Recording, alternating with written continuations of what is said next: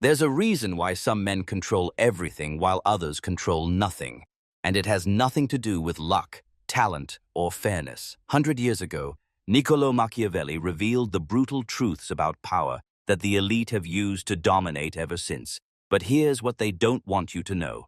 These same psychological weapons are available to any man willing to use them. Most men live by society's lies. Be nice and you'll succeed. Good things come to those who wait. Just be yourself.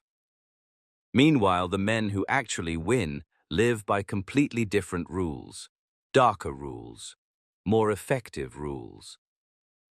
What I'm about to share with you are the 12 Machiavellian laws that separate the rulers from the ruled, the predators from the prey, the men who take what they want from the men who beg for scraps. But I'm warning you, once you learn these laws, you can never unsee how the world really works. You'll notice who has power and exactly how they got it. And you'll realize that everything you were taught about success was designed to keep you weak. If you're ready to stop being a pawn in other men's games and start playing to win, drop "I claim power" in the comments, because what comes next will either liberate you or terrify you. Law 1. Never appear too good. Discipline in the shadows. Here's the first brutal truth. The world punishes obvious virtue and rewards hidden strength.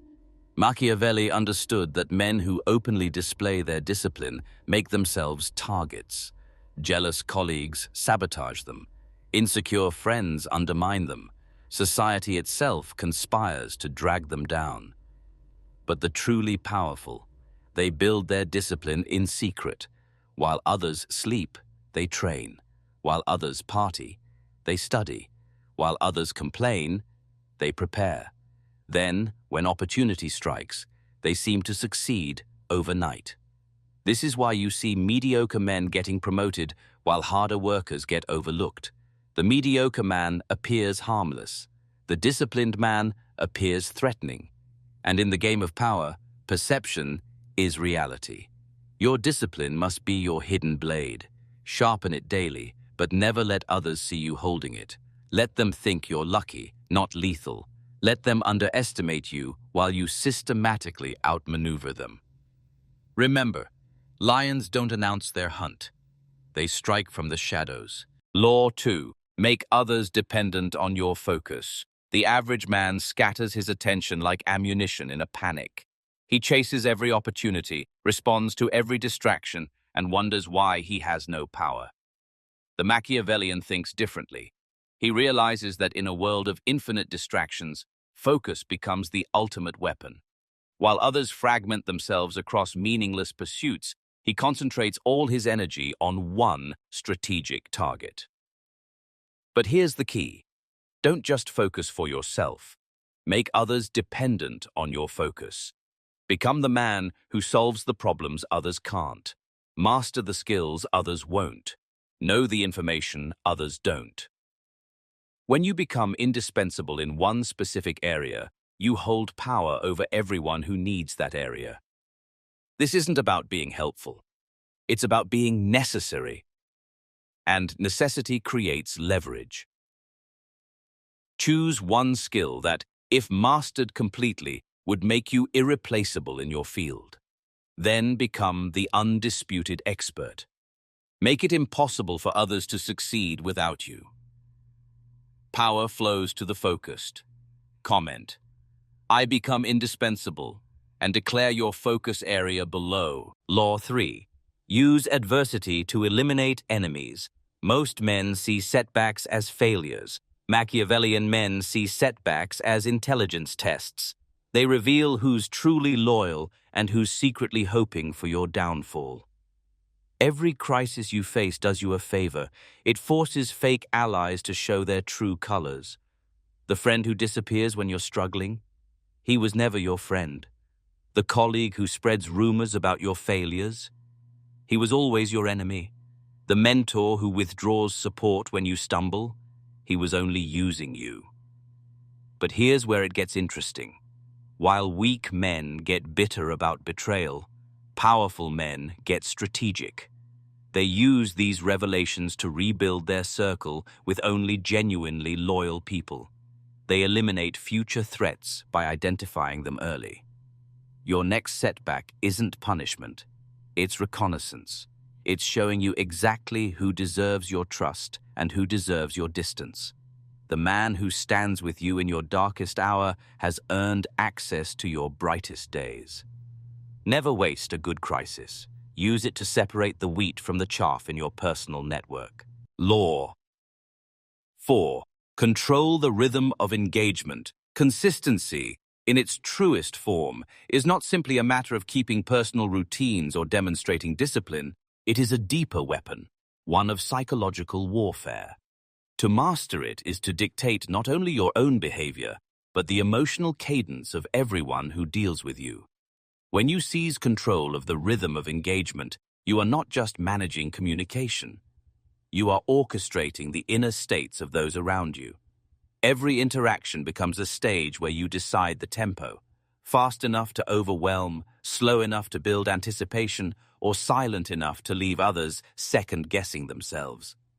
Most men fail at this because they live in reaction. Their phones buzz, and they answer instantly. Their inbox pings, and they scramble to reply as if their worth depends on immediacy. A friend calls, a colleague demands attention, and they drop everything to be present. What they don't realize is that this obedience erodes their value. By placing their availability at the mercy of others, they communicate desperation. They train the world to treat them as low-cost, replaceable, and endlessly accessible. And in doing so, they abandon control of their image and power. The man who understands psychological rhythm refuses to play this submissive role. He does not move on command. He responds when he decides the moment is right. He creates deliberate patterns of engagement, sometimes immediate, sometimes delayed, sometimes withheld entirely, that force others to adapt to his tempo. His attention becomes a resource that people begin to chase, not because he withholds it cruelly, but because he dispenses it with precision. Scarcity breeds value, and when your presence feels scarce, it becomes sought after. This is not about rudeness, it is about strategy. Controlling the pace of interaction reshapes the power dynamic in subtle but permanent ways. People shift their calendars to align with yours. They pause before sending trivial requests.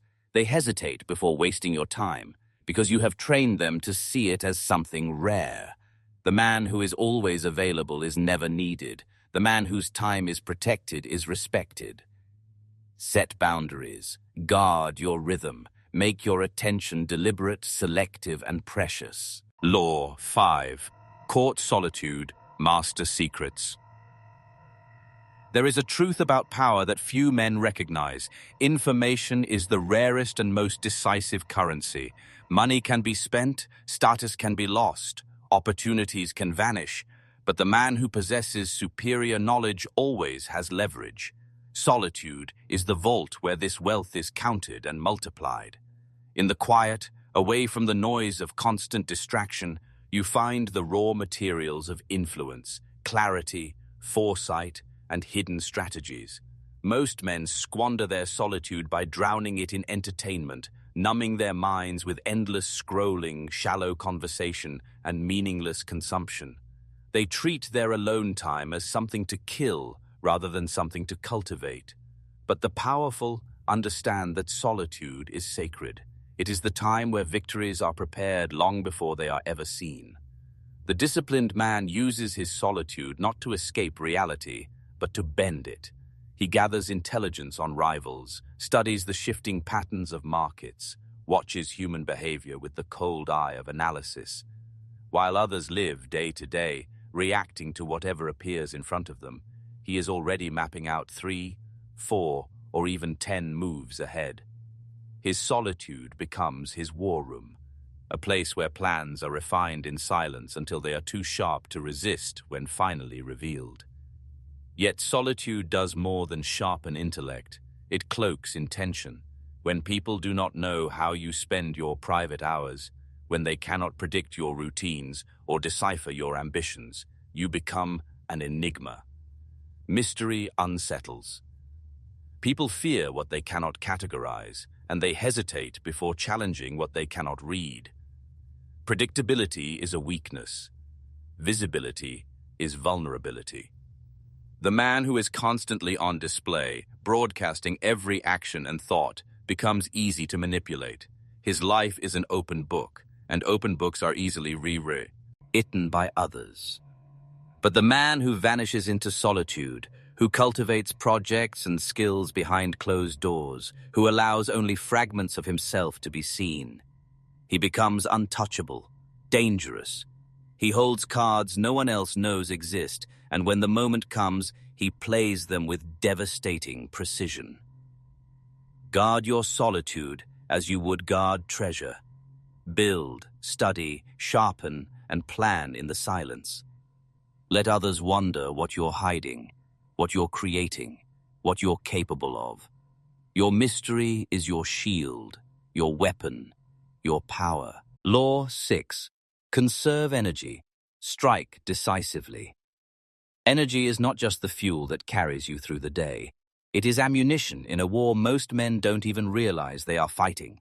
Every thought, every word, every action requires energy. And just like a soldier who fires off all his bullets in panic, the average man wastes his strength on meaningless skirmishes while ignoring the decisive battles that could alter the entire landscape of his life. They drain themselves in gossip, in proving points to people who don't matter, in chasing approval that was never theirs to win. By the time a true opportunity appears, they are already exhausted, unable to muster the focus and force required to seize it. The disciplined man thinks differently. He treats energy as a finite reserve to be guarded with ruthless care. Every request for his time, every attempt to pull him into drama, every trivial obligation is weighed against its strategic value. If it doesn't move him closer to his goal, it is cut away without hesitation. He knows that saying yes to everything is not generosity. It is self-sabotage. By refusing to scatter his energy across meaningless pursuits, he creates a reservoir of focused power that can be unleashed when it matters most. This principle extends to people as well. The world is full of energy vampires, those who drain without ever replenishing, who thrive on pulling others into their chaos. The strong man does not indulge them. He avoids situations that bleed him dry, and he surrounds himself with those who sharpen him instead of weakening him. His energy is too valuable to be spent on the endless cycle of distractions that consume the masses. But conservation is only half of the equation. The true power lies in the strike. When he finally chooses to act, he does so with overwhelming force. No hesitation, no half measures, only precise, devastating execution. Like a sniper, he waits, watches, and then delivers a single shot so perfectly placed that it accomplishes more than 1,000 random efforts ever could. The scattered man is noisy but ineffective. The focused man is silent until the moment comes, and then unstoppable. Audit your life with brutal honesty. Every activity, every person, every habit. Does it build your power or drain it? Eliminate everything that does not serve your long-term strategy. Comment, I conserve to conquer, and step into the discipline of energy as ammunition. Law 7. Never let them see you sweat. Your mind is the true command center of your life, the inner fortress where every decision, calculation, and strategy is born. But no fortress remains secure if its gates are left open. The moment you reveal fear, hesitation, or uncertainty, you surrender your strongest defenses. You hand your adversaries the very tools they need to exploit you. People do not need to overpower you physically. They only need to see the cracks in your armor to begin their attack. What you protect most carefully, then, is not your resources or your status. It is your composure. This does not mean stripping yourself of all emotion. The strongest men are not robots, nor are they ice statues. Instead, they learn to use emotion with precision, deploying it like a weapon rather than leaking it carelessly. Anger, for example, when displayed in the right moment, can create fear, urgency, or submission. Confidence, even if manufactured, has the power to calm allies and unsettle rivals. Calmness in the middle of chaos doesn't just reassure others, it radiates authority, convincing people that you know the outcome long before it arrives. To feel doubt privately is human. To reveal it publicly is weakness. Leadership is theater, whether you admit it or not. People don't follow your exact skills or your raw abilities. They follow the image you construct. Perception is the currency of power. When you consistently project composure, others begin to believe in your superiority, even if they cannot explain why. And belief is contagious. The man who appears unshakable under pressure will be treated as if he truly is beyond normal human limits. What begins as performance hardens into reality as people defer to your apparent strength. This requires mastery of the subtle signals that most ignore. Your facial expressions must never betray panic.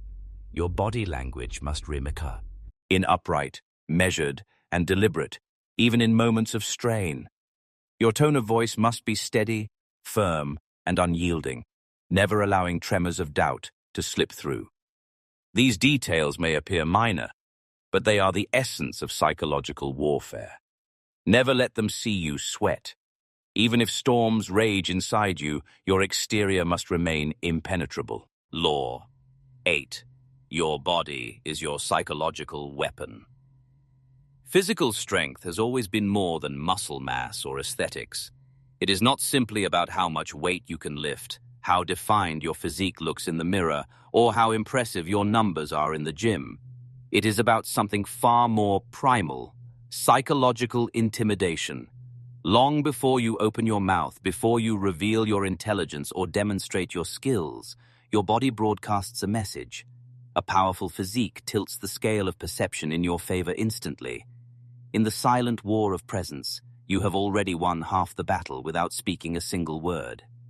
This truth is rooted deep in evolutionary psychology. For thousands of years, survival depended on physical strength. The strong decided who ate, who starved, who lived, and who died. That ancient wiring remains alive in every human interaction today. No matter how modern our world becomes, no matter how digital our communication grows, the subconscious mind still responds to the primal law. Strength commands deference. Weakness invites disregard. People may not say it aloud, but their instincts register it immediately. Yet the power of the body extends beyond how others perceive you. It rewires how you perceive yourself.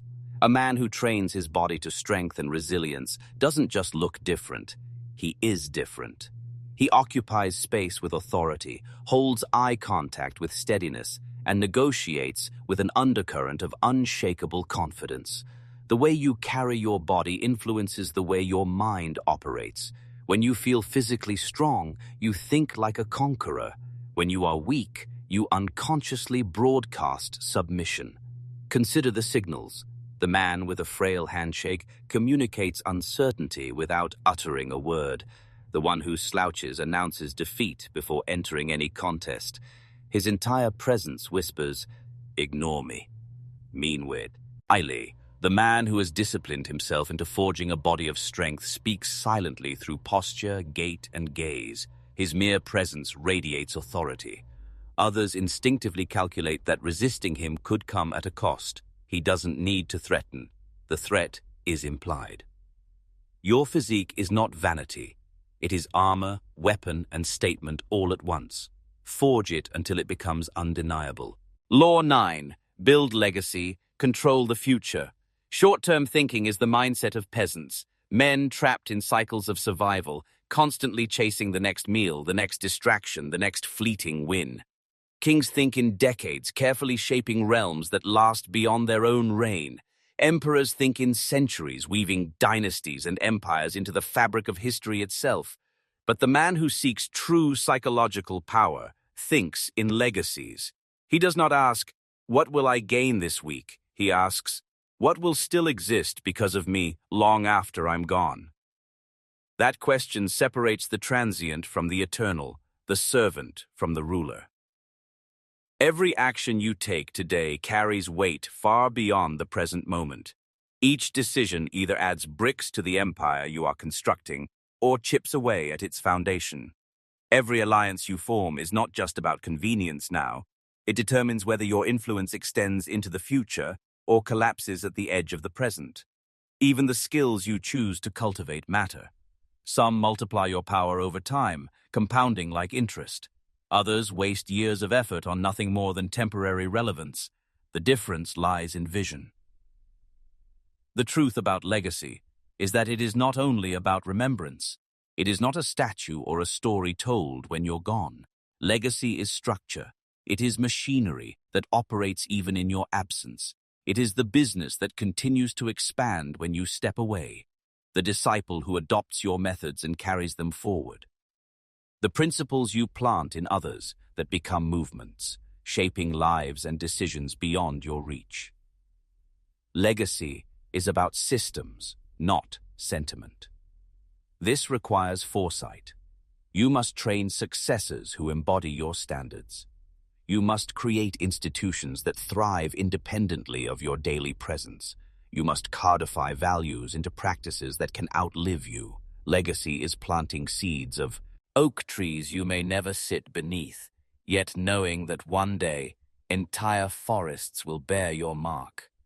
The man consumed by immediate gratification is forever bound to serve the one who builds permanence. Ask yourself with ruthless honesty, what am I building that will still generate power 20 years from now? The answer reveals your true horizon. Law 10. Time is your strategic advantage. Time is more than a neutral resource. It is the sharpest weapon in your arsenal. Every second wasted is a blade handed to your enemy. Every delay without purpose is territory surrendered. The man who seizes control of timing does not merely influence outcomes. He dictates them. The man who allows time to be stolen, scattered, or dictated by others condemns himself to live under their command. In every power dynamic, it is not the strongest or even the smartest who prevails. It is the one who commands the clock. Most men are prisoners of reaction. They live like slaves to the schedules of others, answering calls the moment they ring, replying to messages in panic, rearranging their lives to accommodate someone else's urgency. They believe this makes them responsible or dependable. In truth, it makes them subordinate. To react is to admit that someone else has set the tempo. To live on another's timeline is to acknowledge their dominance. And once you concede time, you concede power. The strategic man does the opposite. He uses time as a weapon of war. He creates urgency when it serves him, forcing others to move faster, to commit before they are ready, to act under pressure while he remains calm. He also delays when patience sharpens his advantage, waiting while competitors burn themselves out, holding silence until the perfect moment to strike. Sometimes he arrives early, signaling dominance through preparation. Other times he makes others wait, letting anticipation magnify his value. Every decision is calculated, every moment leveraged. But control of time is not only about others, it is also about investment. Treat your hours like a billionaire treats his fortune. Only deploy them where they will appreciate in value. Each hour should build skill, expand influence, or advance your position. To waste time on distractions is to bleed out your future in silence. The man who masters time becomes inevitable. His rise is not a question of if, but when. He bends schedules, commands attention, and moves at his chosen pace. Stop surrendering your hours to the urgency of others. Seize control of the clock. Law 11. Engineer your social environment. Your environment is not just the backdrop to your life. It is the silent architect of your destiny. Every voice you allow into your ears, every influence you permit into your orbit, every person who shares your time is shaping you. They are either sharpening your standards or eroding them. There is no neutrality. The men who rise to power do not leave their surroundings to chance. They understand that environment is programming, and whoever controls the program controls the outcome. Most men drift aimlessly, surrounding themselves with whoever happens to be near, confusing comfort with loyalty, mistaking familiarity for value. They cling to friendships that no longer serve them, tolerate conversations that weaken them, and spend hours with people who add nothing to their growth. In doing so, they become reflections of mediocrity, trapped by an invisible gravity. But the calculating man engineers his environment with precision. He treats it like a battlefield position, constructed, fortified, and arranged for advantage. This is not about casual friendship. It is about alliance building. You deliberately position yourself near those who hold what you seek: knowledge, resources, influence, or access. You do not beg for their approval. You do not waste energy on shallow flattery. Instead, you make yourself indispensable. You bring capability, discipline, and results into the equation until their success becomes tied to your presence. When you are necessary, you no longer need to ask for a seat at the table. You become the table's foundation. This requires both addition and subtraction. Toxic relationships must be cut with ruthless precision, no matter how comfortable they feel. Familiarity is not worth weakness. At the same time, you must pursue relationships that elevate you, even if they challenge your pride. Think of your circle not as companions for entertainment, but as a board of directors for your life, strategic, purposeful, each one adding to your power.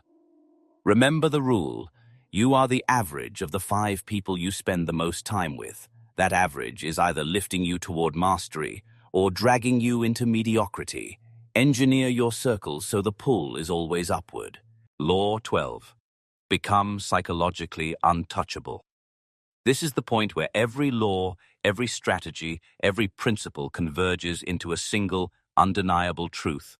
The highest form of power is not found in controlling others, but in becoming the type of man who cannot be controlled. True dominance begins when external forces, rejection, failure, betrayal, loss, cease to dictate your state of mind. You rise above the fragile dependence on circumstance. You become untouchable.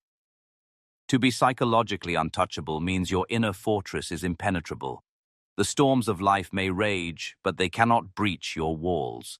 You adapt like water, taking the shape of any container, flowing around obstacles, finding paths where none exist, yet your essence remains unaltered. You are not stiff and breakable like stone. You are fluid, resilient, indestructible in spirit. Others may try to unsettle you, but their attempts only reveal their weakness, not yours. This is not about empty affirmations or shallow positivity. No mantra can create this level of sovereignty. It is achieved through the relentless, disciplined application of all the preceding laws. By guarding your time, conserving your energy, mastering your presence, engineering your environment, and building legacy, you forge a self that reality itself bends around. You no longer need to manipulate because your mastery over yourself makes manipulation irrelevant. You cease being a pawn or even a player. You become the game itself. Understand this: the untouchable man does not escape pain. He absorbs it, transforms it, and wields it as power. Betrayal does not break him. It refines him. Opposition does not threaten him. It strengthens him. Enemies do not frighten him. They become whetstones that sharpen his edge. Approval is unnecessary because his validation is self-generated, self-sustaining, unshakable. When you reach this state, the shift is profound. The world no longer happens to you. It begins to happen through you. You cease to be a character in someone else's story and rise as the author of your own. You are not a leaf blown by chance winds. You are the storm that reshapes the landscape. This is not destiny granted. It is destiny taken. Not a gift, but a conquest. Comment: I am untouchable and claim your psychological sovereignty. The game of power has begun. And remember, power is never given. It is seized. If this awakened something in you, subscribe and turn on notifications, because this is only the beginning. The next lesson will unveil the 3 triggers that make others submit instantly to your will,